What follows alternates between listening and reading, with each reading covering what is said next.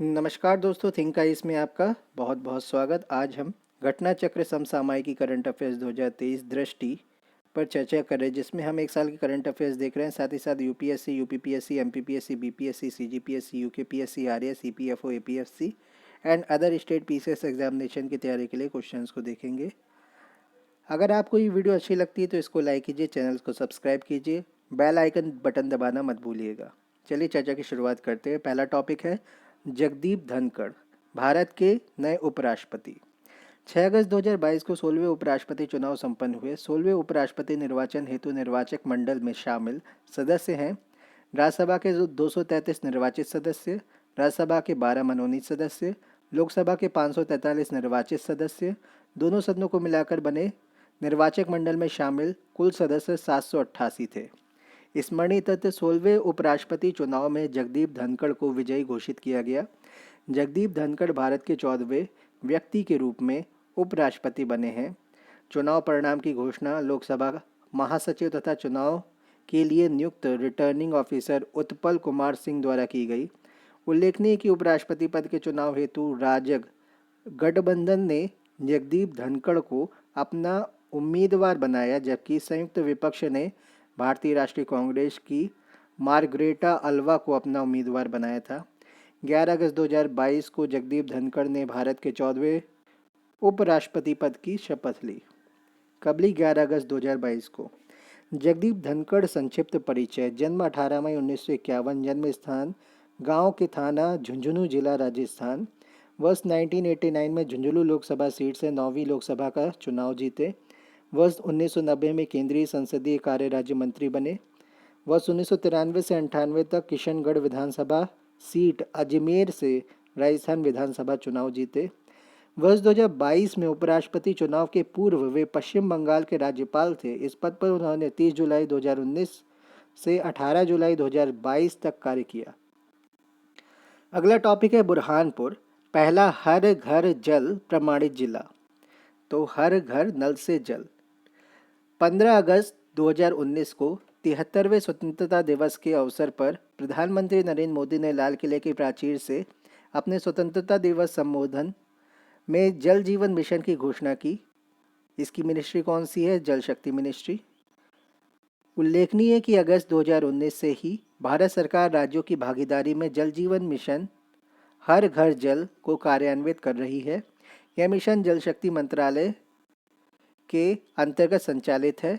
Mission का मुख्य वर्ष 2024 तक देश के प्रत्येक ग्रामीण घर में नल से पर्याप्त और नियमित रूप से शुद्ध जल, हर घर जल की आपूर्ति का प्रावधान करना है। स्मरणीय तथ्य देख लेते हैं। 22 जुलाई 2022 को मध्य प्रदेश के बुरहानपुर जिला देश का पहला हर घर जल प्रमाणित जिला बन गया है। उल्लेखनीय है कि इसके अतिरिक्त अब तक गोवा के 2, दादरा नगर हवेली और दमन दीव के 3, अंडमान निकोबार द्वीप समूह के 3, गुजरात के 9, हरियाणा के 22, हिमाचल प्रदेश के 1, जम्मू कश्मीर के 1, पुदुचेरी के 2, पंजाब के 23, तमिलनाडु के 1 जिलों को हर घर जल प्रमाणित जिला घोषित किया गया है। 11 अप्रैल 2023 तक देश के कुल 68 जिले हर घर जल प्रमाणित जिलों के रूप में घोषित किए जा चुके हैं। गौरतलब है कि बुरहानपुर के सभी 254 गांवों के 1,01,905 ग्रामीण घरों में कार्यात्मक घरेलू नल connection functional household tap connection FHTC को उपलब्ध कराया गया है। उल्लेखनीय कि जिले के सभी 254 गांवों में से प्रत्येक गांव के लोगों ने ग्राम सभाओं द्वारा पारित एक प्रस्ताव के माध्यम से अपने गांव को हर घर जल घोषित किया है। सभी 254 गांवों में ग्राम जल और स्वच्छता समिति, village water and sanitation committee VWSC का गठन किया गया है। राज्य स्तर पर गोवा, तेलंगाना, पंजाब, गुजरात, हरियाणा ने राज्य के सभी घरों को 100% नल कनेक्टिविटी प्रदान की है। वहीं केंद्र शासित प्रदेश पुदुचेरी, अंडमान निकोबार द्वीप समूह, दादरा नगर हवेली, दमन दीव के सभी घरों में 100% नल कनेक्टिविटी प्रदान की गई है। अब तक उत्तर प्रदेश के 37.35% घरों को जलापूर्ति हेतु नल कनेक्टिविटी प्रदान की जा चुकी है। गोवा पहला हर घर जल प्रमाणित राज्य। 18 अगस्त 2022 को गोवा को देश का पहला हर घर जल प्रमाणित राज्य घोषित किया गया। इसके साथ ही दादरा नगर हवेली, दमन दीव को पहला हर घर जल प्रमाणित केंद्र शासित प्रदेश घोषित किया गया। गोवा एवं दादरा नगर हवेली दमन दीव के सभी जिलों, ब्लॉकों, पंचायतों, गांवों आदि में नल के पानी की आपूर्ति 100% की जा चुकी है। अगला टॉपिक है भारत नवाचार सूचकांक 2021। नीति आयोग ने अक्टूबर 2019 में भारत नवाचार सूचकांक के प्रथम संस्करण को लॉन्च किया था, जो भारत में राज्य स्तर पर नवाचार पारितंत्र का विश्लेषण करने तथा उसे बढ़ावा देने का एक उपयोगी साधन है। इस सूचकांक को निम्न 2 मुख्य आयामों डायमेंशंस के अंतर्गत सूचीबद्ध किया गया है। इनेबलर्स, इस सूची में या इस सूचकांक में नवाचार हेतु किए गए निवेश इनोवेशन इनपुट को इनेबलर्स के माध्यम से मापा जाता है। इसके अंतर्गत निम्न 5 स्तंभ पिलर्स शामिल हैं: मानव पूंजी ह्यूमन कैपिटल, निवेश इन्वेस्टमेंट, ज्ञानकर्मी नॉलेज वर्कर्स, व्यापारिक परिवेश बिजनेस इन्वायरमेंट, सुरक्षा एवं विधिक परिवेश सेफ्टी एंड लीगल इन्वायरमेंट। प्रदर्शन देख लेते हैं। परफॉर्मेंस, किसी अर्थव्यवस्था के अंतर्गत संचालित नवाचार संबंधी गतिविधियों के परिणाम, रिजल्ट और आउटपुट को इस शीर्षक के तहत शामिल किया गया है। इसमें शामिल प्रदर्शन संबंधी 2 स्तंभ है: ज्ञान निर्गत नॉलेज आउटपुट, ज्ञान प्रसार नॉलेज डिफ्यूजन। उपर्युक्त 7 स्तंभ कुल 66 संकेतकों पर आधारित हैं। स्पष्ट है कि भारत नवाचार सूचकांक 2021 के फ्रेमवर्क संयोजन फ्रेमवर्क कंपोजिशन में कुल 66 संकेतक, इनेबलर्स के तहत 50 एवं परफॉर्मेंस के तहत 16 संकेतक शामिल हैं। इनेबलर्स तथा प्रदर्शन इन दोनों पैमानों में किसी राज्य या केंद्र शासित प्रदेश को प्राप्त स्कोर के औसत के आधार पर उसके समग्र नवाचार स्कोर की गणना की जाती है। स्मरणीय तथ्य 21 जुलाई 2022 को नीति आयोग द्वारा भारत नवाचार सूचकांक 2021 इंडिया इनोवेशन इंडेक्स 2021 जारी किया गया। इस सूचकांक का तृतीय संस्करण है। इस रिपोर्ट को तैयार करने में गुरुग्राम स्थित institute for competitiveness IFC institute for competitiveness ज्ञान भागीदार नॉलेज पार्टनर के रूप में शामिल रहा है। इस सूचकांक में भारत के सभी 28 राज्यों तथा 8 केंद्र शासित प्रदेशों को शामिल किया गया है। राज्यों और केंद्र शासित प्रदेशों को पुनः 3 श्रेणियों में विभक्त किया गया है: बड़े राज्य मेजर स्टेट्स, फिर उत्तर पूर्वी तथा पहाड़ी राज्य north eastern and hill states, तीसरा है केंद्र शासित प्रदेश एवं शहरी राज्य union territories and city states. Goa को एक राज्य होने के बावजूद उसके छोटे आकार के कारण केंद्र शासित प्रदेशों एवं शहरी राज्यों की श्रेणी में वर्गीकृत किया गया है।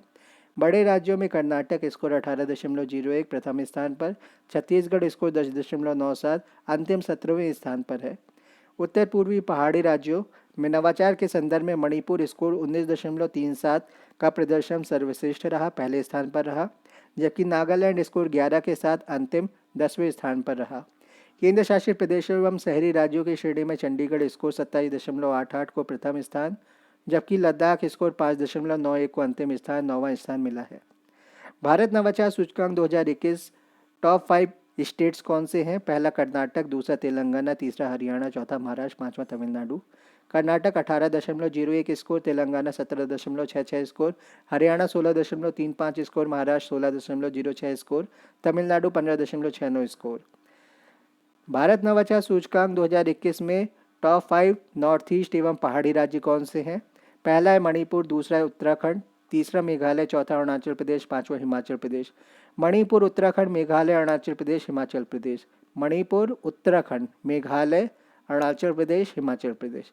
Manipur 19.37 score, Uttarakhand 17.67 score, Meghalaya 16 score, Arunachal Pradesh 15.46 score, Himachal Pradesh 14.62 score. Bharat नवाचार सूचकांक 2021 में टॉप 5 केंद्र शासित प्रदेश यूनियन टेरिटरीज एवं शहरी राज्य। पहला चंडीगढ़, दूसरा दिल्ली, तीसरा अंडमान निकोबार द्वीप समूह, चौथा पुदुचेरी, पांचवा गोवा। चंडीगढ़ पहले नंबर पे था 27.88 स्कोर, दिल्ली 27 स्कोर, अंडमान निकोबार द्वीप समूह 17.29 score, Puducherry 15.88 score, Goa 14.93 score.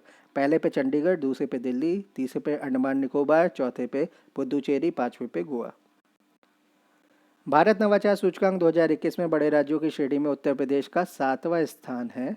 Score है 14.22, जबकि पिछले साल इसका 9वां स्थान था। इस प्रकार इनेबलर्स घटक के संदर्भ में बड़े राज्यों में उत्तर प्रदेश 11वां स्थान प्राप्त करता है, जबकि प्रदर्शन घटक के संदर्भ में यह 5वें स्थान पर है। उत्तर प्रदेश का प्रति व्यक्ति सकल राज्य घरेलू उत्पाद GSDP 51,255 रुपये 2019-20 है। मतलब 2019-20 को मान करके 51,255 रुपये है GSDP प्रति व्यक्ति सकल घरेलू। फिर इसमें हम क्या कर रहे हैं, वैश्विक नवाचार सूचकांक GII ग्लोबल इनोवेशन इंडेक्स में भारत का प्रदर्शन देख रहे हैं। तो 2015 में क्या था, फिर 2022 में क्या है, ये सारी चीज़ें GII score, GII ranking, GII में शामिल कुल देश। तो 2015 में 141 देश थे, 16 में 128 देश थे, 17 में 127 देश थे, 18 में 126 देश थे, 19 में 129 देश थे, 20 में 131 देश थे, 21 में 132 और 22 में भी 132। तो सबसे पहले 141 थे और लास्ट में 132 देश थे। तो 2015 में GII स्कोर 31.7, 2016 में GII स्कोर 33.6, 2017 में 35.5, 2018 में 35.2, 2019 में 36.58, 2020 में 35.6, 2021 में 36.4, 2022 में 36.6। ये GII स्कोर हो गए। GII रैंकिंग देख लेते हैं। 2015 में 81 थी, 2016 में 66, 2017 में 60, 2018 में 57, 2019 में 52, 2020 में 48, 2021 में 46, 2022 में 40। इसके बाद हम बुंदेलखंड एक्सप्रेसवे देखेंगे। चलिए इसकी चर्चा। धन्यवाद।